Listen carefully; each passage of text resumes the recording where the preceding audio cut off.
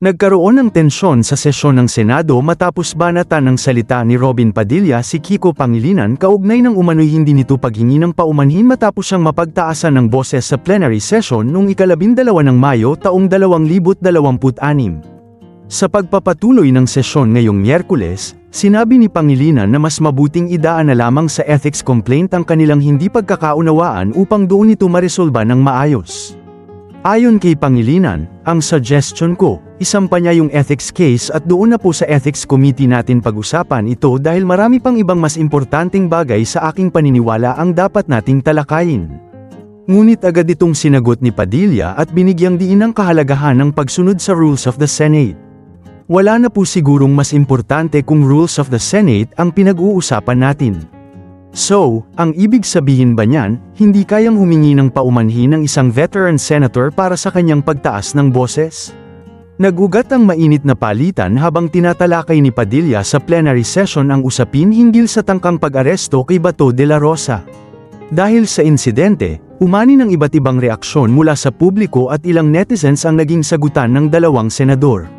May ilan na naniniwalang dapat ay maayos itong maresolba sa loob ng Senado, habang may iba namang nagsasabing mahalagang mapanatili ang respeto at tamang asal sa plenary sessions lalo na sa gitna ng mahahalagang usaping pambansa. Or any public institution shall be deemed unparliamentary. Sa wikang Pilipino, ang mga kilos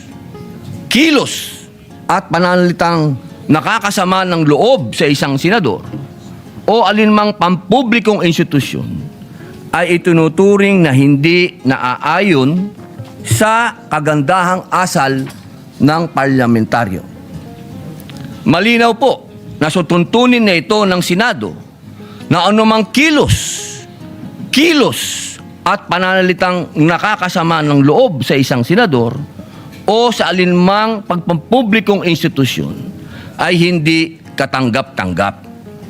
Bilang sanggunian, ipapakita ko po sa inyo ang isang video ni Senador Kiko Pangilinan kung saan makikita ang isang mainit na palitan sa pagitan niya at ng isa pang nating senador at ngayon ay Senate President bilang halimbawa ng kontekstong aking tinutukoy. Pwede mo ba sabihin sa anak mo, anak, pag mali sila, gumawa ka na rin ng mali. Anak, okay lang mangbastos kasi mas bastos sila eh.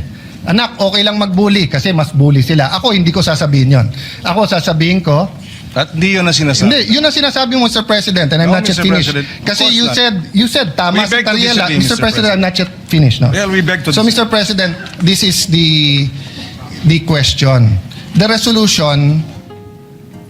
Ayun po, nakita po natin na napakagandang halimbawa na ilang beses pong gustong magsalita ni Senator Kiko Pangilinan na hindi dumaan sa tamang procedure na hindi binanggit ang Mr. President. Pumapasok po siya sa usapan, ngunit naging magalang ang Senator Alan Peter Cayetano sa mabuting pananalita. Sinabi po niyang, I'm not finished. Kahapon po, nakita po natin ang pangbubulyaw ng ating kasama. Ang sabi po nila, tayo daw po ay balat sibuyas. Hindi po yan pagiging balat sibuyas. Ito po ay nasa rules of the Senate. At ang sabi din po ng ating dating Senate President, na ito daw po ay nangyayari talaga. Nagsisigawan.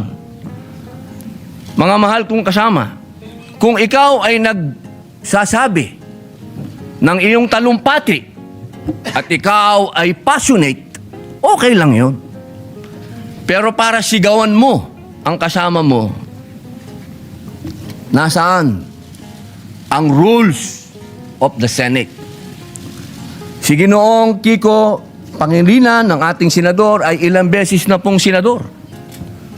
Ako po ay neophyte kung tawagin. Napakainam po sana kung pakitaan niya ako ng magandang asal at ipakita sa akin na ganito, iho, ang pagsasabi ng I'm not finished. Hindi yung I have the floor with the burning eyes and a very high voice. Ladies and gentlemen, on record po ito. Nangyari po ito on record sa Senado. Humihingi po siya ng pag-abot ng kamay sa akin, hindi na on record. Paano ko po tatanggapin ng kamay niya? Ginawa niya yan on record. Kaya sana po, hinihingi po natin bilang pakikisa sa aking dasal na siya ay, kung siya talaga ay nais niyang mag-abot ng kamay, on record.